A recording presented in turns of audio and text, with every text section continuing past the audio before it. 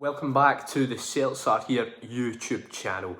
My name's Josh McCafferty, and in this brand new series I'm going to be taking you, the fans, through how every Celtic loan player and how the youth teams get on over each weekend. This series is going to be a weekly one and going to come out each Monday and give you all the latest updates.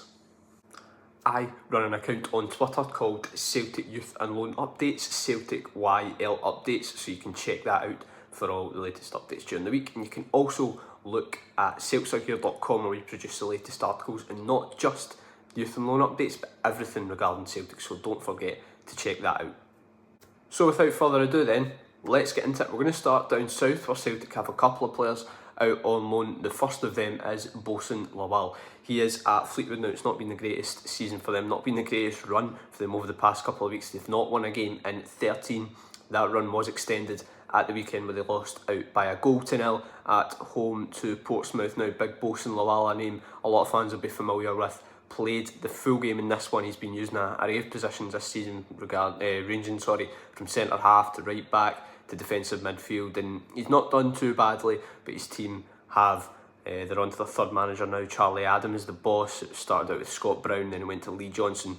So another loss for Fleetwood. Bosun completing another 90 minutes. He seems a mainstay in that team this season. Also down in England we have Liam Shaw, a name many fans will be familiar with. He initially joined Celtic. It was their first signing actually after they lost the league in the 2020-2021 season, and he's now on loan at Wigan in English League One. They won 1-0 at home to Reading, a club in crisis at the minute, and he played the last kind of 10-15 minutes of that one. He's been getting consistent minutes this season, but is he a player who I think is going to kick on at Celtic when he returns? Probably not. He is on a long-term contract at the club, potentially a permanent exit next summer when he comes back, because it doesn't look like he's someone who could do well for Celtic in the future. Finally, the third player down in England Celtic have out on loan is Sead Haksabanovic. He plays for Stoke, as we know, went out on loan from Celtic in the summer, but he was an unused substitute for them at the weekend. Now, looking a little bit closer to home in Scotland, and this is where things get exciting. Starting with Adam Montgomery, he is out on loan at Motherwell. Celtic are obviously keen to get a lot of their youngsters and fringe players out on loan to teams in Scotland. So Monty is at Motherwell, the Steelmen, and he played up until the 88th, 86th minute in their win over Alloa in the Scottish Cup, and he couldn't have got his Motherwell stint off to a better start. He assisted Blair Spittle for the opener inside 2 minutes. He worked well with Georgie Gent down Motherwell's left-hand side. He looked like he was playing just in front of the left-back, so playing a bit further forward. He was obviously a naturally left-sided player, and he's done pretty well when he's came into the Celtic team in the past, setting up Jota, Pittodrie and Ange Postecoglou's first season in charge. But this will be an interesting one to see how Monty gets on, because he was on loan at Fleetwood with bosun Lawal, player we talked about earlier, in the first half of the season. Didn't do too well, injury plagued him, a various run of managers as I mentioned at Fleetwood, but now he's at Motherwell looking to gain some consistency and gain some minutes in a team, and so far he's done pretty well, albeit against lower league opposition. Now, another player who is out on loan in Scotland whose performance really excited me and a lot of Celtic fans over the weekend is Kwon. Now, for the first team, the Celtic senior team, he was yet to make a competitive appearance before being sent out on loan to St Mirren a couple of weeks ago. It was a move few really expected. It wasn't really reported in the media, but Stephen Robinson seemed delighted to get it over the line, and he made his debut, thrown straight into the starting 11 in St Mirren's first game back after the break against Queen of the South in the Scottish Cup. They won against Marvin Bartley's team by a goal to nil, and Kwon played the full game in the midfield. Stephen Robinson, the St Mirren manager, planned to only give him 60, but he was doing so well that he played him on until the 90th. Now, Kwon stood out in this game. He was given man of the match by the BBC in their report of the game. He remained calm yet gritty in the middle of the park. He stood out to many St Mirren fans who said he looked a cut above. So a lot of St Mirren fans very impressed by Kwon, and this comes a bit of a surprise to many Celtic fans, considering he was yet to be given his competitive debut by Brendan Rodgers, and he comes in for the Buddies and pretty much excels. Albeit this was against Queen of the South, so lower league opposition, a bit like Adam Montgomery. The real stuff starts next week for St Mirren when they take on Rangers, so it'll be interesting to see how Kwon gets on and if he can emulate Liam Scales last season when he scored against Celtic's City rivals whilst out on loan at Aberdeen. But some very positive stuff regarding Kwon. Robinson was pleased with him after the match, as were a lot of St Mirren fans. so couldn't have probably got an even better start to his loan in Paisley. Great to see for Kwon. Now, as well, there could have been a couple of more loanees from Celtic in action in Scotland over the weekend. Ben McPherson and Mackenzie Carse are out on loan at Queen's Park. Carse, obviously Celtic B team captain, done really well in the first half of the season for the B side, but Queen's Park's game away at Dunfermline was postponed.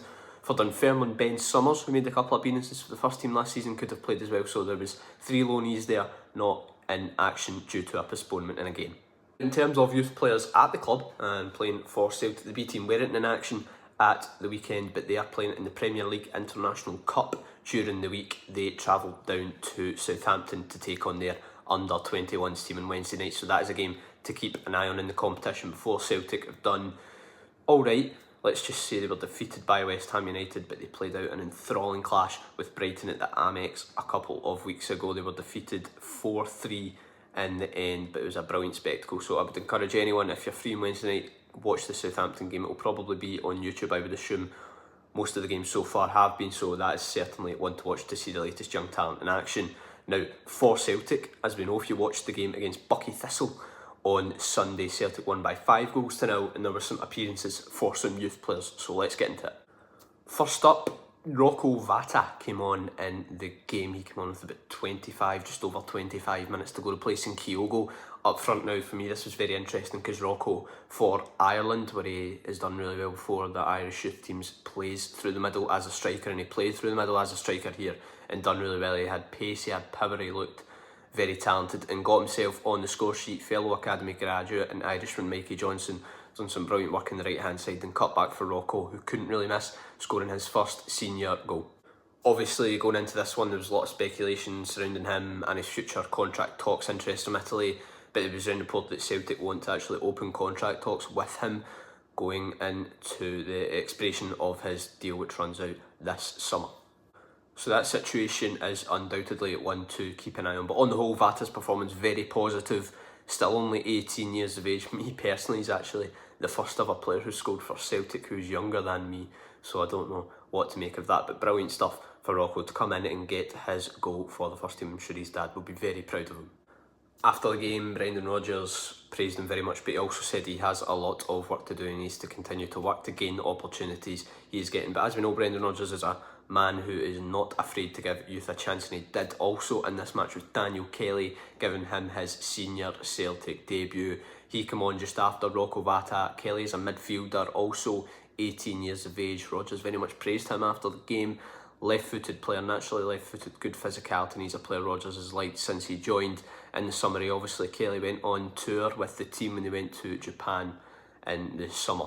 He stood out in the B team this season alongside Rocco Vata, who's actually B team's top scorer. But Kelly in midfield has done really well and deserved his opportunity in this one, and hopefully the first of many Celtic appearances for him.